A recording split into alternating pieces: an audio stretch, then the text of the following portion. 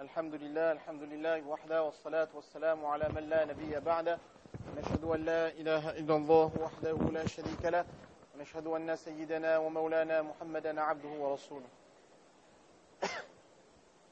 أما بعد فقد قال الله تبارك وتعالى في القرآن المجيد أعوذ بالله من الشيطان الرجيم بسم الله الرحمن الرحيم إن الدين عند الله الإسلام وقال تبارك وتعالى ومن يبتغي غير الإسلام دينا فلن يقبل منه وهو في الآخرة من الخاسرين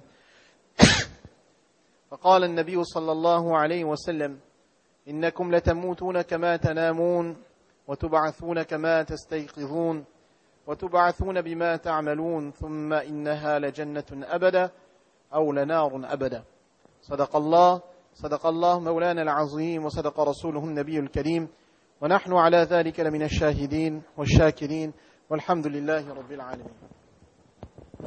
Alhamdulillah, mes chers frères, toutes les louanges, les gloires et remerciements reviennent à Allah subhanahu wa ta'ala, le clément, le tout miséricordieux, Allah Rabbul Alamin, Seigneur des cieux, Seigneur des terres, Allah subhanahu wa ta'ala, qui nous a donné la chance d'être présents dans la maison d'Allah en ce jour béni du mois de Ramadan. Cela est une très grande ni'ma de la part d'Allah subhanahu wa ta'ala. Et pour cela, chacun d'entre nous, nous devons remercier énormément Allah Rabbul Alamin. Mes chers frères, Allah subhanahu wa ta'ala, il est notre khaliq, il est notre créateur. Et dans l'organisation de la création, Allah subhanahu wa ta'ala s'y est pris de manière très surprenante. En ce sens que lorsqu'Allah subhanahu wa ta'ala il a créé l'homme et qu'Allah tabarak wa ta'ala a créé le reste des créatures, eh bien, dans le Saint-Coran, Allah Rabbul Alamin déclare Rabbuna alladhi a'ta kulla shay'in khalqahu thumma hada, que c'est votre Seigneur qui a créé chaque chose et qui l'a guidé. Chaque créature d'Allah a été créée avec le savoir. Il n'y a pas une créature d'Allah qui vient sur cette terre et qui arrive ignorante, que ce soit dans le monde animal, dans le monde minéral ou dans le monde végétal. Chaque créature d'Allah vient avec un maqsad, avec un objectif, il remplit cet objectif et il agit conformément aux objectifs pour lesquels Allah subhanahu wa ta'ala l'a créé. Quant à l'être humain, Wallahu akhrajakum min butuni ummahatikum la ta'lamuna shay'a. Allah, il a créé l'être humain, il l'a fait sortir donc du ventre de nos mamans, mais on ne savait rien. Il n'y a aucun d'entre nous, lorsque on arrive sur cette terre, eh bien immédiatement on parle le français, on parle l'anglais, on parle l'allemand, on connaît la mécanique, on connaît la couture, on connaît l'écriture. Personne ne le sait. Mais Allah subhanahu wa ta'ala a donné à chacun d'entre nous isti'dad. وَجَعَلَ لَكُمُ السَّمْعَ وَالْأَبْصَارَ وَالْأَفْئِدَةَ. Allah subhanahu wa ta'ala nous a donné le pouvoir d'écouter, de regarder, de comprendre. لَعَلَّكُمْ تَشْكُرُونَ.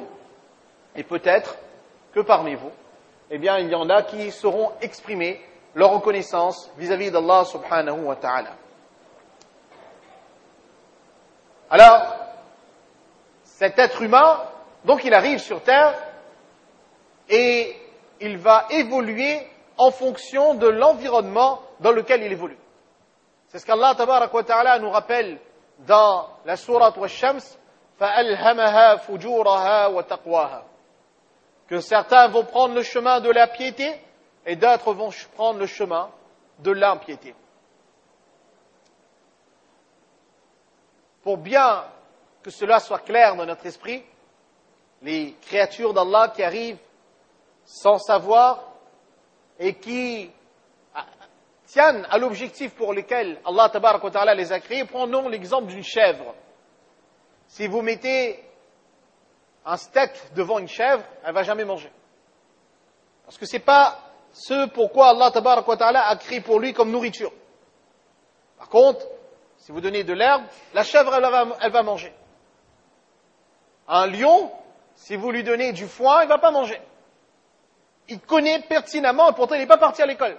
Il n'y a pas une école pour les chèvres, une école pour les cabris, une école pour les lions, où ils ont à apprendre qu'est-ce qu'on peut manger, qu'est-ce qu'on ne doit pas manger, comment il faut qu'on se baigne. Non. C'est inné chez eux. Allah tabaraka wa ta'ala fait comme cela chez eux. Chez l'être humain, il y a la tarbiya. On va éduquer cet être humain. Et malgré le fait qu'on l'éduque, il va arriver des fois que cet être humain, il va agir en contradiction avec ce qu'il a eu comme enseignement. Prenez le cas de quelqu'un qui a le diabète. C'est quelqu'un qui peut faire rosa, son médecin l'a autorisé. À l'heure de iftar, vous mettez devant lui gulab jambu, nankatai, mithai, etc. Et vous lui dites, ça c'est pas bon pour toi.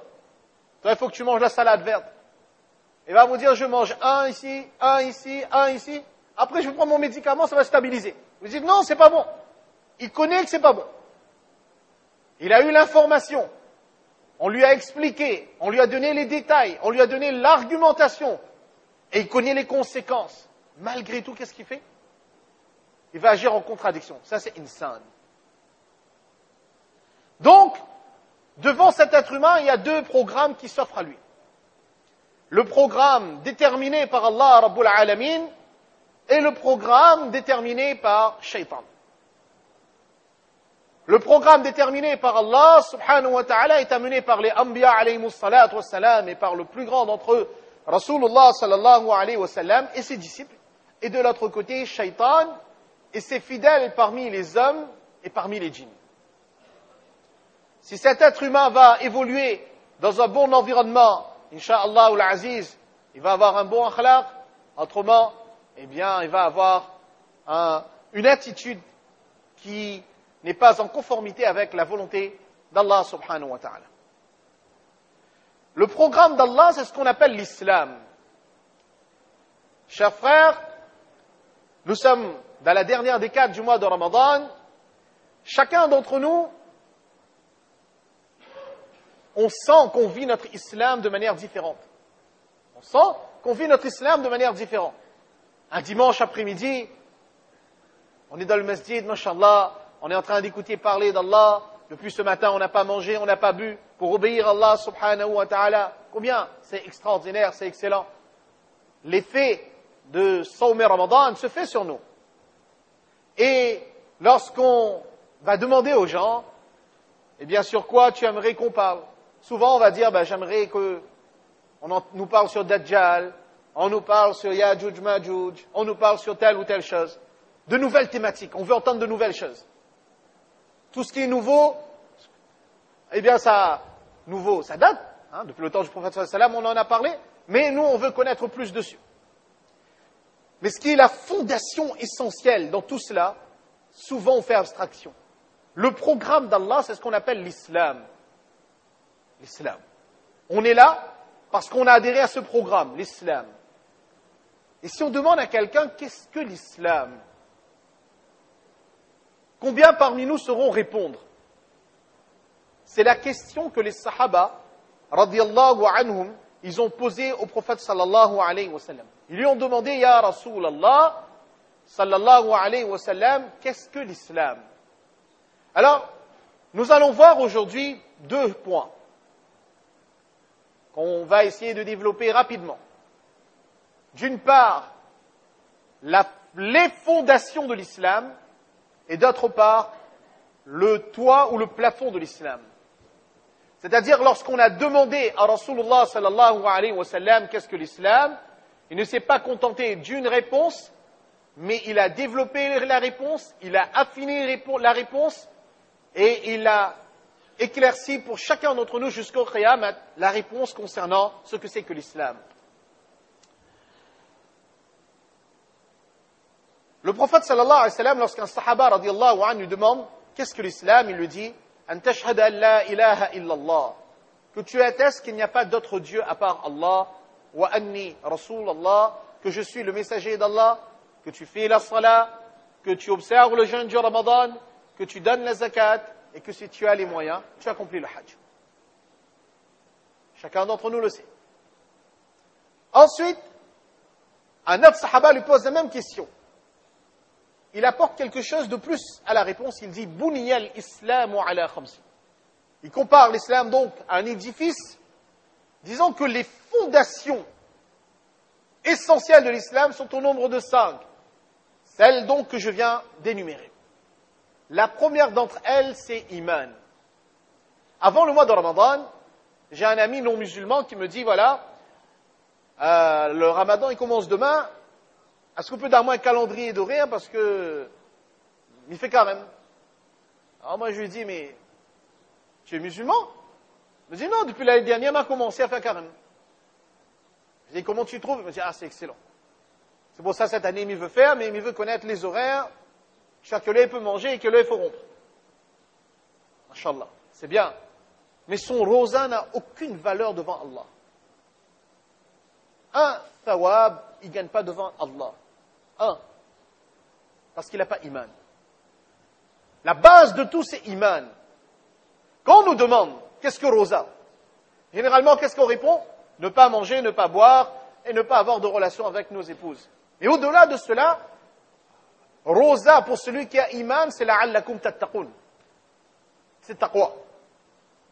C'est-à-dire, il y a le fait de jeûner, ne pas manger, le jeûne des yeux, le jeûne des oreilles, le jeûne de la pensée, plusieurs jeûnes qui s'offrent à nous et auxquels nous devons aspirer. Et la base de tout cela, c'est iman, c'est la ilaha illallah. Si je prends un cahier, je donne à un enfant, et je dis à cet enfant d'écrire dans ce cahier 0 à l'infini, et qu'ensuite vous prenez ce cahier, et que je le montre à un comptable, par exemple, eh bien, il va me dire que ça n'a aucune valeur. Vous dites 0, 0, 0, 0, 0, 0, à la fin, ça fait 0. Mais, si devant le premier 0, je mets 1, avec ce 1, le premier 0, ça va me donner 10. Le deuxième 0, ça va me donner 100. Le troisième 0 va me donner 1000. Le quatrième 0 va me donner 10 000. Le cinquième 0 va me donner 100 000. Et ainsi à l'infini. Quand vous amenez foi en Allah, toute chose prend un sens ensuite. Tout ce qu'on fait aura un sens. Avec iman en Allah, en un Allah, c'est la ilaha illallah, Muhammadur Rasulullah. Donc, la première chose, mes frères, c'est actuellement, on est dans Rosa, c'est le mois de Ramadan, il faut arriver à conforter notre iman, il faut arriver à solidifier notre iman. Je le disais la semaine dernière à Saint-Pierre, il y a 2 ans, il y avait le Ijtima à Saint-Denis. Le samedi, après namaz Asr, il y avait programme dans notre masjid ici. Après chaque namaz, il y avait bayan. À 3 rues du masjid. Après namaz Asr, il y avait un jeune, une voiture venait le récupérer pour l'emmener, ce jeune musulman, se marier à l'église. Pour l'emmener se marier à l'église. Auparavant, c'est des choses que nous entendions dans d'autres pays. On se disait, mais ça concerne les autres. Aujourd'hui, ce n'est pas un autre pays, c'est notre ville. C'est Saint-Denis et c'est notre quartier. Que chacun d'entre nous doit prendre fikr. On doit prendre souci.